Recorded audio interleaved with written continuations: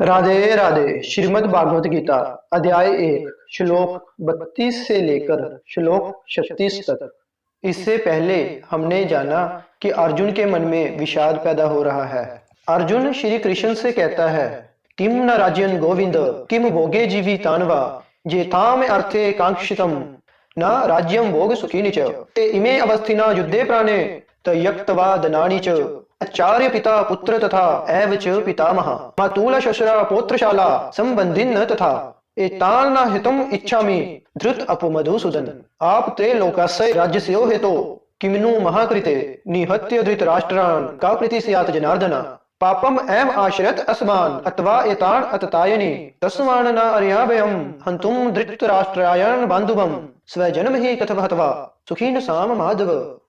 अर्जुन श्री कृष्ण से कहते हैं, हे श्री कृष्ण, हे माधव, हमें राज्य सुख अथवा इस जीवन से क्या लाभ है, क्योंकि जिन सभी लोगों के लिए हम ये सब चाहते हैं वह सभी इस युद्ध भूमि में एक दूसरे के समक्ष खड़े हैं।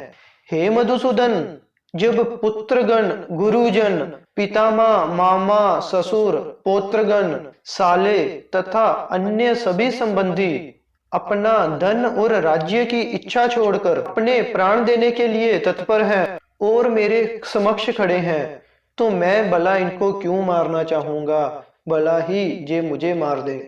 हे सभी जीवों के पालक, मैं इन सबसे लड़ने के लिए तैयार नहीं हूँ, चाहे इसके लिए मुझे तीनों लोक ही क्यों ना मिलते हों, तो फिर इस पृथ्वी की तो बात ही रहने दीजिए। भला धृतराष्ट्र के पुत्रों को मारकर हमें क्या ही प्रसन्नता मिलेगी। यदि हम ऐसे अत्यताइयों का वध कर भी देते हैं तो उससे भी हमें पाप ही लगेगा, और मुझे नहीं लगता कि ये उचित होगा कि हम धृतराष्ट्र के पुत्रों और अपने मित्रों का वध करें। हे लक्ष्मीपति कृष्ण, इससे हमें क्या लाभ होगा, और अपने ही परिवार वालों को मारकर हम किस प्रकार सुखी रह पाएंगे। हे जनार्दन, चाहे लोभी मन वाले ये सारे लोग अपने परिवार को मारने या उसका अहित करने में कोई दोष नहीं देखते, लेकिन हम तो अपने परिवार का विनाश करने में दोष देख सकते हैं ना। हम ऐसे पाप कर्मों में क्यों शामिल हों।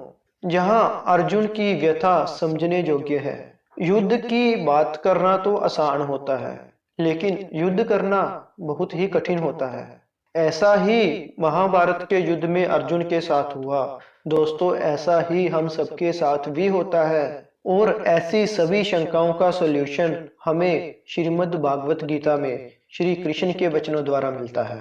ना जाने कई बार हमारे साथ ऐसा हुआ होगा कि हम किसी युद्ध या किसी समस्या के समक्ष खड़े हैं और हमारी शक्ति खत्म होती जाती है, हमारा दिमाग काम करना बंद कर देता है। परीक्षा की घड़ी में भी ऐसी ही घबराहट होती है। इसी प्रकार अर्जुन का दुख भी हमारी चिंताओं से अलग नहीं है।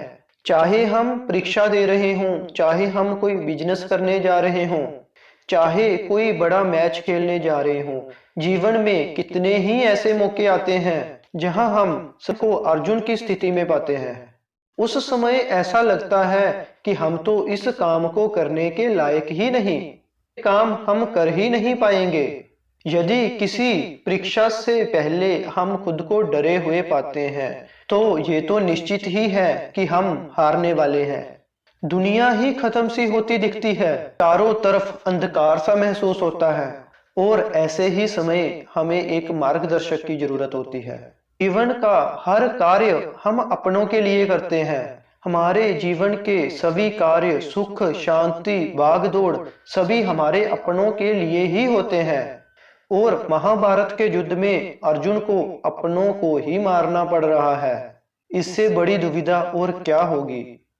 जब भी कोई युद्ध हो रहा होता है तो वहां हम ये निर्णय नहीं कर सकते कि मैं इस शत्रु को मारूंगा और उस शत्रु को नहीं मारूंगा। युद्ध में तो हर कोई सैनिक होता है, और अगर वह शत्रु पक्ष में है तो उसे मारना ही होगा। जीवन में कई बार ऐसी घड़ी भी आती है जो आपका सबसे ज्यादा प्रिय होता है उसी का त्याग करना पड़ता है, क्योंकि हमें अपने लक्ष्य की तरफ बढ़ना होता है, और यदि हम ऐसा करते हैं तभी लक्ष्य की प्राप्ति होती है। तब क्या हम अपनी सबसे प्यारी चीज को छोड़ सकते हैं? दोस्तों, जब कभी आपके सामने कोई ऐसी परिस्थिति आए जहां लालच की वजह से बंटवारा हो रहा हो या फिर झगड़ा हो रहा हो, तो उस समय ठंडे दिमाग से अर्जुन की इस हालत के बारे में सोचिए। तब सोचिए कि इतना सब कुछ करके, दुनिया का सबसे बड़ा युद्ध करके किसको क्या हासिल हुआ।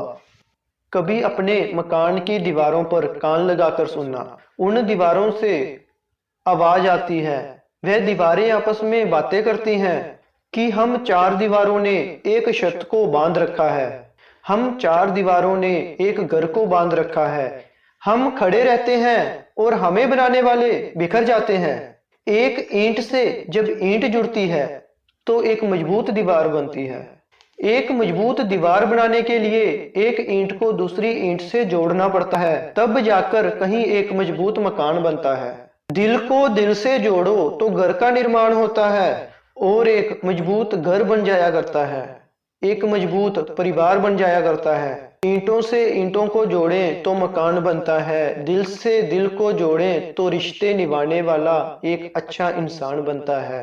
ध्यान रखना, मकान कहता है हम वही खड़े हैं और हमें बनाने वाले बिखर चुके हैं। ईंट से ईंट जोड़ने पर मकान में मजबूती आती है और मन से मन जोड़ने पर रिश्तों में मजबूती आती है।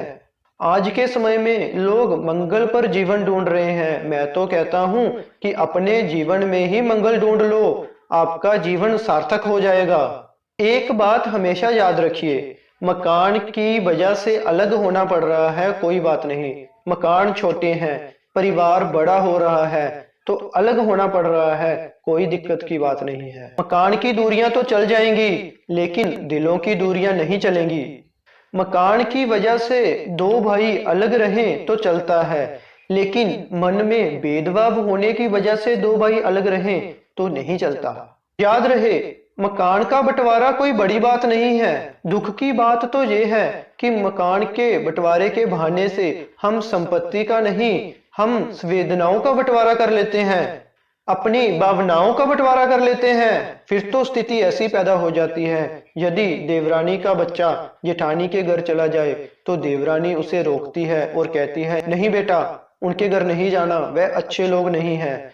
नफरत का बीज हम स्वयं ही उनके मन में बो देते हैं और जब बड़े होकर वह भी वही कार्य करते हैं तो उस समय हम उनकी माँ बाप की जगह खड़े रहकर पल पल मर रहे होते हैं।